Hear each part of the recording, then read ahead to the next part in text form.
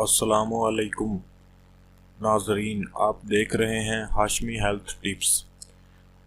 आज की इस वीडियो में हमारा नुस्खा ये है कि आपके पीले और गले सड़े दांत यानी कि पान, सिगरेट, नस्वार और चालिया, सुपारी, जो कुछ भी खाने से आपके दांत पीले और येलो जो हो जाते हैं, या दांतों में जो ब्लैक कलर का जो है वो रशेस से आ जाते हैं, उससे आपके दांत बहुत ख़राब हो जाते हैं और दांतों में जो दांतों की वजह से मुंह के अंदर से बहुत बुरी बदबू है जो वो पैदा हो जाती है और आपके सांस में वो दूसरों को भी बदबू आना शुरू हो जाती है।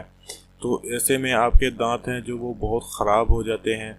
आप ब्रश करें या जो कुछ भी करें, आपके दांत हैं जो वो वाइट नहीं होते। जो भी आप नुस्खा या कोई भी चीज़ इस्तेमाल कर चुके हों, तो आपके दांत अगर साफ़ ना हो रहे हों तो आप एक दफ़ा ये हमारा नुस्खा है जो वो इस्तेमाल कीजिए। इंशाअल्लाह अज़ीज़ आप ख़ुद तारीफ़ करेंगे और कमेंट में आकर इस नुस्खा के बारे में आप थैंक्स भी कहेंगे।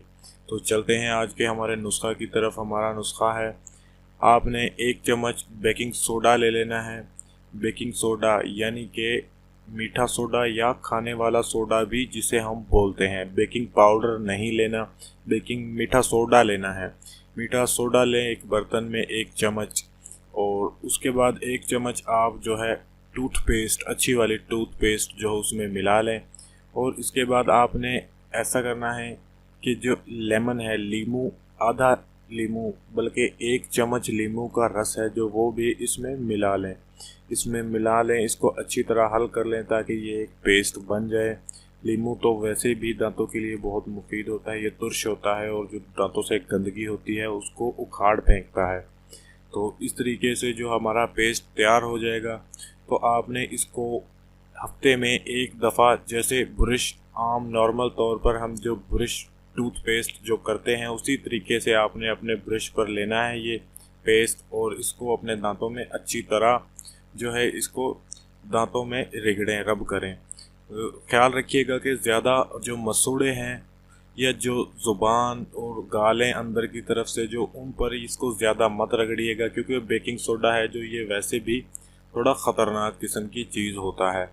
तो आप इसको अपने दांतों पर प्यार से जो है इसको रब करें, अपना ब्रश करें, तो आप खुद ही इंशाल्लाह बहुत अच्छा रिज़ल्ट देखेंगे। 5 से 7, 8, 10 मिनट तक इसको ब्रश करें। और एक बात का ज़रूर ख्याल रखिएगा कि आपने हफ्ते में 1 से ज़्यादा बार जो है इस नुस्खा का, इस जो ये सोडा और ये जो चीज़ें हैं इनका इस्तेमाल नहीं करना, क्योंकि ये आपके लिए ख़तरनाक भी साबित हो सकती हैं। इससे आपके दांतों की जो ऊपरी सतह होती है वो ख़त्म हो जाएगी अगर आप इसका ज़्यादा इस्तेमाल करेंगे। तो आप इसका इस्तेमाल कम ही कीजिएगा। तो 1 हफ्ते में 1 दफ़ा। तो अगर ज़रूरी है, ज़्यादा आपके दांत ख़राब हैं, तो पहले हफ्ते में 2 दफ़ा इसको इस्तेमाल कीजिए, और फिर से उसके बाद जो अगला हफ्ता है उसमें 1 दफ़ा, और इसी तरह रूटीन बना लें। जब आपके दांत 1 महीने या 1.5-2 महीने में, जब 2, 4, 5 हफ्ते तक इस्तेमाल करने से जब आपके दांत कुछ साफ़ हो जाएं, बेहतर हो जाएं, तो फिर आप नॉर्मली जो है टूथपेस्ट इस्तेमाल करना शुरू कर दीजिएगा। तो आप दोबारा से अपने दांत हैं जो वो ख़राब ना होने दीजिएगा। तो आपके दांत हैं जो वो इंशाल्लाह बहुत चमकदार और सांसें भी फ्रेश हो जाएंगी, आपके मुंह से बदबू भी ख़त्म हो जाएगी और आप खुलकर हंसना सीख जाएंगे। तो आज की ये वीडियो थी, इसमें एक नुस्खा आपके लिए पेश किया था। उम्मीद करता हूँ आपको ये पसंद आएगा और आपके बहुत काम भी आएगा।